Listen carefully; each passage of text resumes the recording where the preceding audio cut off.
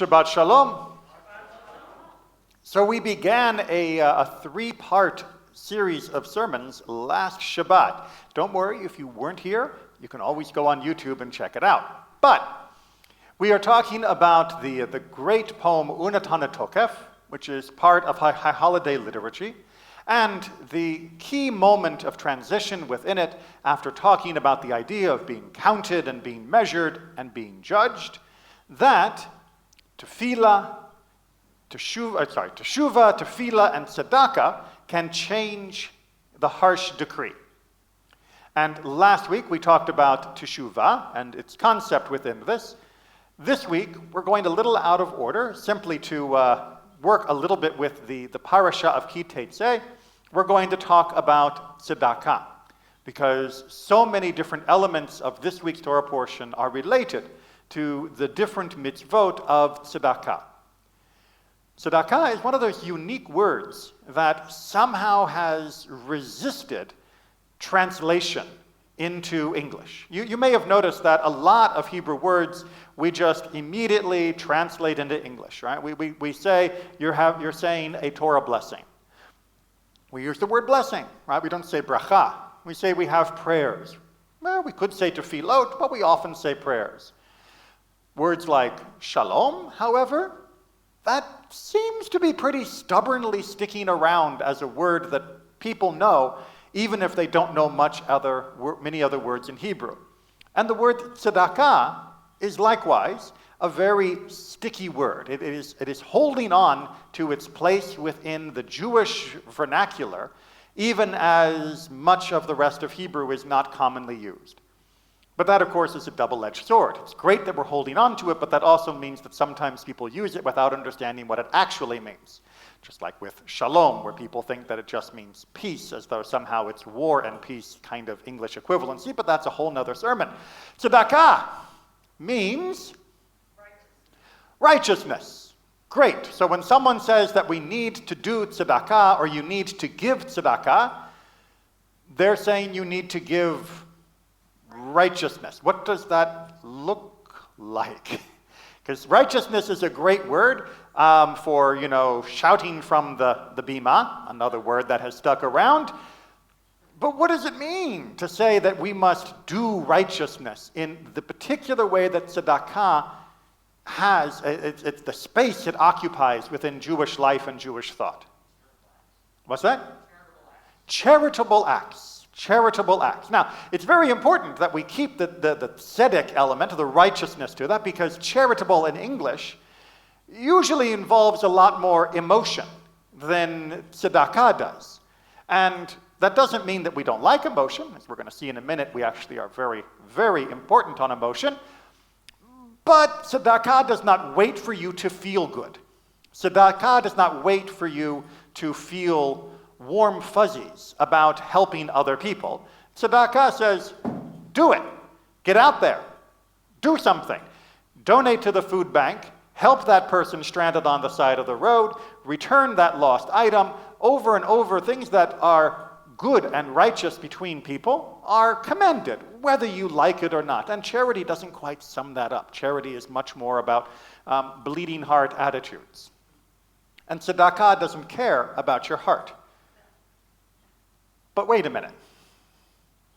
We just said in Unatana Tokef that if there is a harsh decree against us, that teshuvah will help return us to God and help us to overcome the harshness of the decree. Tefillah, prayer, which we'll talk about a lot more next week, will help us return to God and overcome the harshness of the decree. Both of those seem to be an emotional state. What is tzedakah doing in this group? Are you telling me that I can just donate my way out of a problem?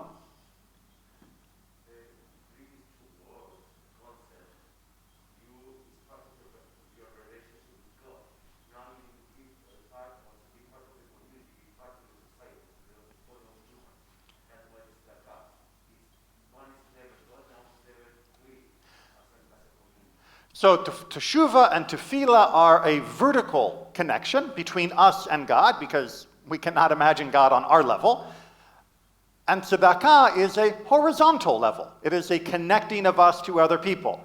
But I'm just going to push back, playing the devil's advocate, as we like to say. Who cares about other people? It's God that's making the decree against me. It's not my neighbors making a decree against me. It is God who is the shepherd counting the sheep going under his staff, says Unatana Tokef. And it's God who's got the sharp knife deciding whether I'm going to look better on the kitchen table than in the back pasture. So why would my relationship with other people square me with God?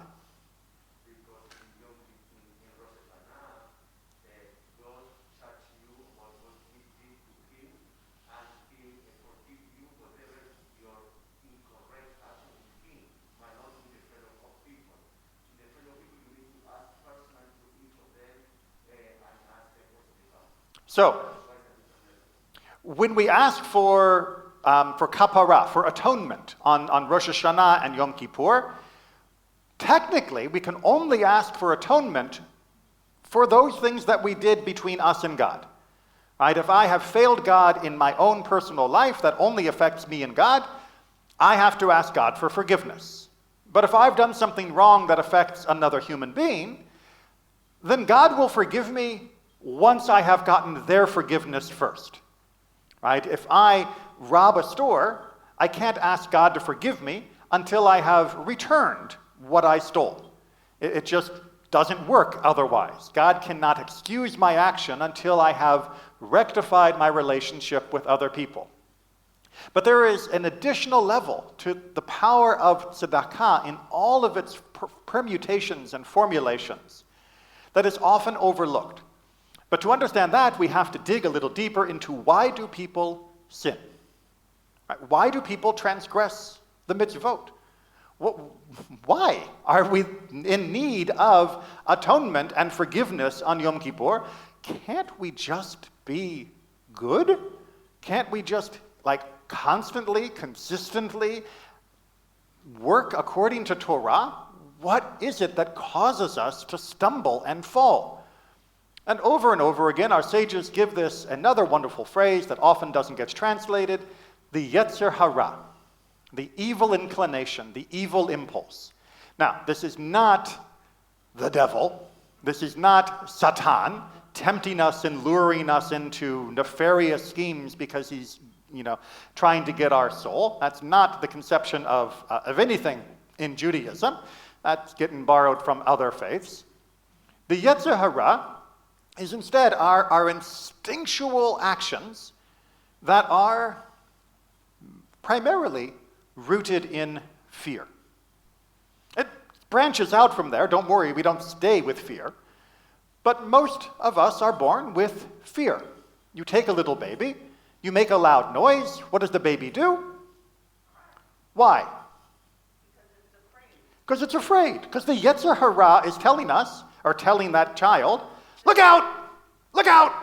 Look out! I don't know what that is. That could be bad. And I better be alert and I better call for help immediately because this is scary. And when you're a baby, that's actually a pretty good attitude to have. When there's a problem, calling out and getting help from the adults is actually really, really handy. And none of us would make it past infancy if we didn't do that.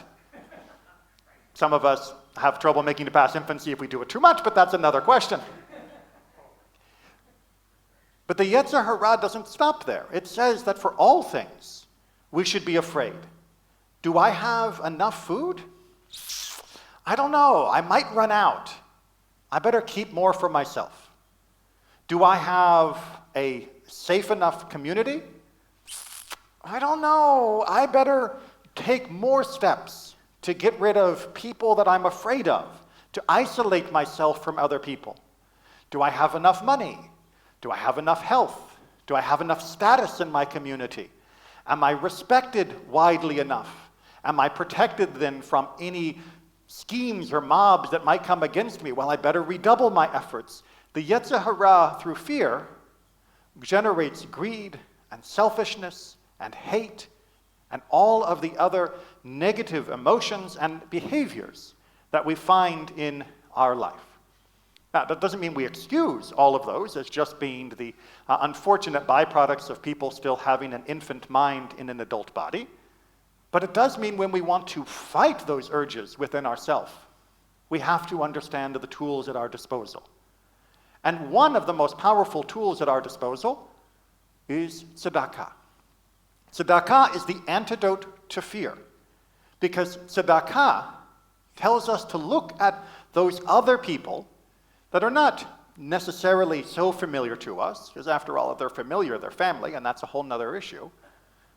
We look at other people and say, well, they're just hungry, and I've got enough. And if I've got enough and they're hungry, then I don't need to be afraid, and I can help them. And when I help them, lo and behold, I don't starve to death. And my fear goes down. My anxiety goes down. My selfishness, my greed goes down. My hate, my anger goes down. Every time you survive the courageous act of tzedakah, you lower that internal anxiety which leads you to break transgressions normally. When you are harvesting your field, says the Torah, and you are at the edges of your field, at the peyot, the corners, what do? You leave them. You leave them alone. Why? So that some strangers can come in and harvest them. No, that's mine. It's mine, I need it. No, you don't, says Torah. No, you don't. Let someone else pick that. And that sheaf that you dropped as you were gathering and it was left behind, don't turn around and scrounge through the dirt for every last kernel of grain. You'll be fine. What you've already harvested is enough. It's good. If you have lent money to somebody, don't go kicking down their door to take it back. That's just not right. Now, why would a person do that? Because they are greedy and selfish. And why would they be greedy and selfish? Because they're worried they're not going to get it back. So they're angry that maybe someone will cheat them because they can't afford to be cheated on, because I need every last coin. I'm Scrooge McDuck with my giant, chamber of gold. I need it all. No, you don't, says the Torah. You do not need it so badly that you can dehumanize the other person to kick down their door and take it from them. If there is a problem, you go to the court, you go to the Beit Din, you go to the community will resolve it. Don't worry. There will be justice. But you do not have to allow the Yetzer Hara to take control of you. Because if it takes control of you over this and convinces you to do what you are going to do out of that fear, that anger, that greed, that selfishness, then now it has control of you over more than just issues of tzedakah. Now it has control over you for all of your behaviors. Take, for example, the wonderful mitzvah of Teitzei of building a parapet. Yes, there are building codes in the Torah. The top level of a house in the ancient world was used space. We didn't just build a sloped tiled roof and be done with it. You put a flat area up there that was useful for drying things off, sometimes for sleeping, sometimes for preparing flax or fried fruits. And that meant that people would be spending a lot of time up on the roof. And so the Torah says, put in a railing. All right, wait a minute. Hold on a second. Why should I be obligated to put in a railing at my own expense on my roof? If I want a railing for me and my family, I'll put in a railing. But if I don't, who is this God person to tell me to have to put one up there? What? To stop clumsy people who had no business on my roof falling off? Why should I care about them? Why should I care about them? I'm asking you, why should I care about them? Because it might be you. So one aspect is because, self-preservation. If you put a parapet on your roof and they put a parapet on their roof, then all of us will have parapets, and if you're visiting your friends, you don't have to worry about falling off their roof and dying. Good reason. I would argue that it's also for the same reason that we shoo away a mother when we take the eggs. That's one of the other great mitzvot in Teitzei. You go to a nest, and you are of a wild bird, and you're taking the eggs, and the mother is sitting there. You don't just grab the eggs from under the mom, stick them in your bag, and head back to make the omelet. You instead shoo the mother away so she doesn't watch you take the eggs. And then you go back and make your omelet. The omelet is still there.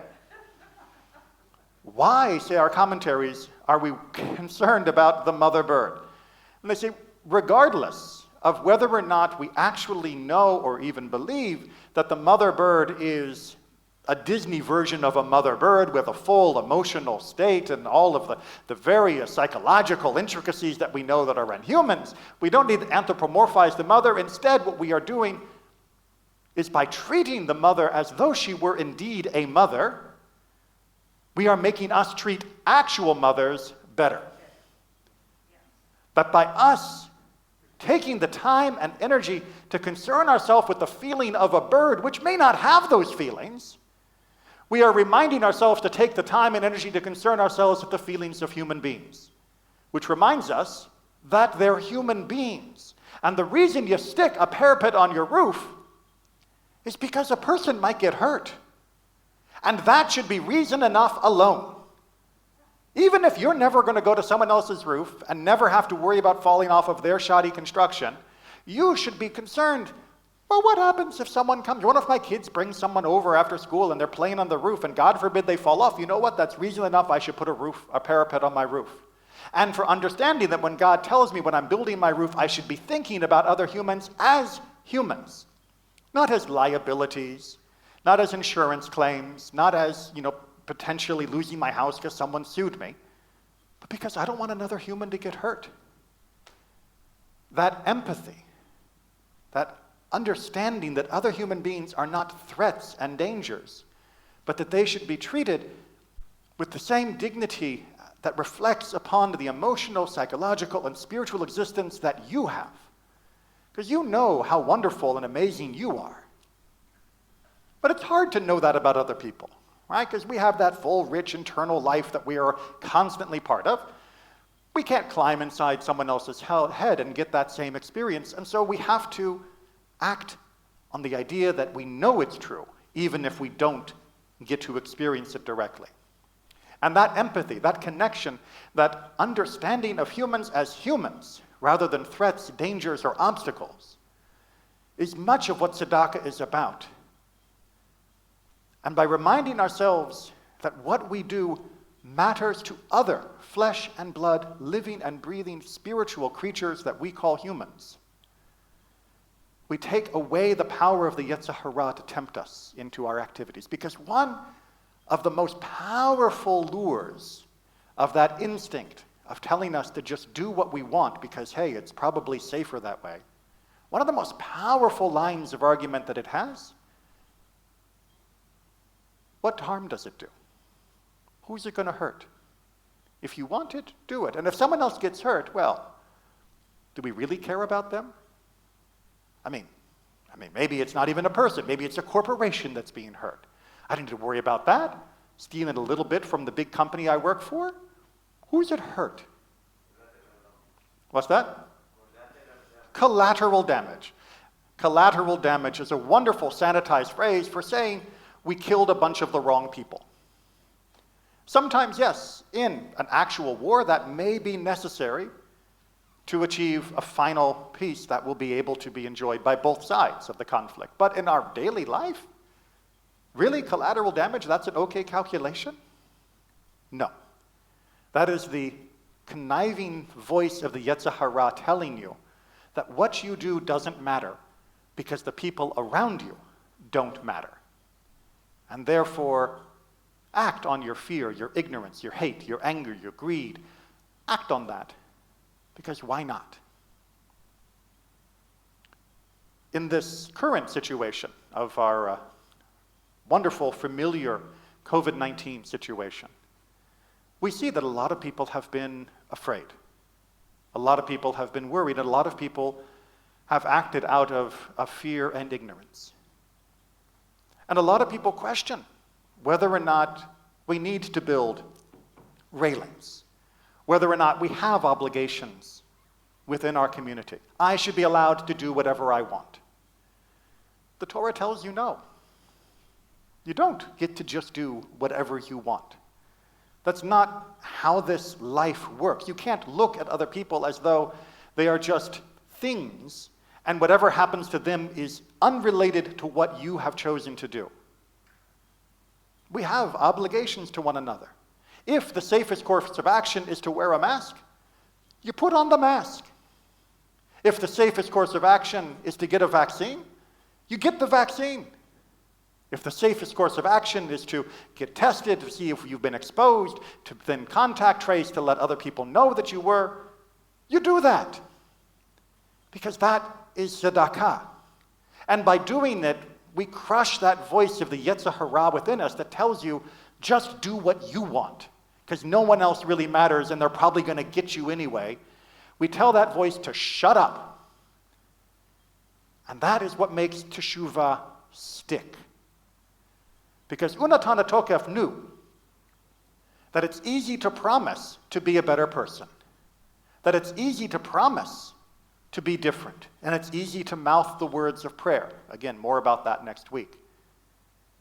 But what's hard to do is to change our patterns of behavior.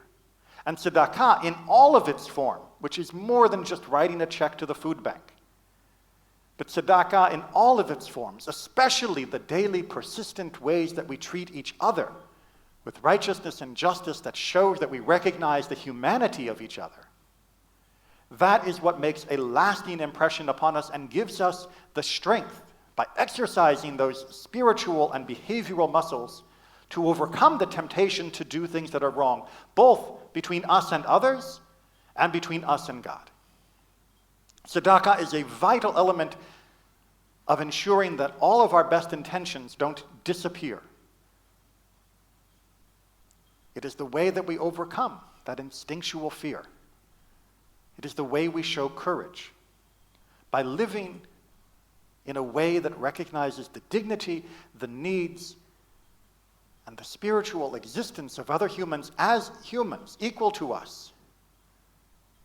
We are showing much greater courage than anything else we do. And that courage will allow us to overcome anything, as long as we're willing to recognize other people matter. The Torah says so, over and over and over. Do what you can, do what you must, and do a little bit more than that. We'll get through this and everything else if we just do that. Shabbat Shalom.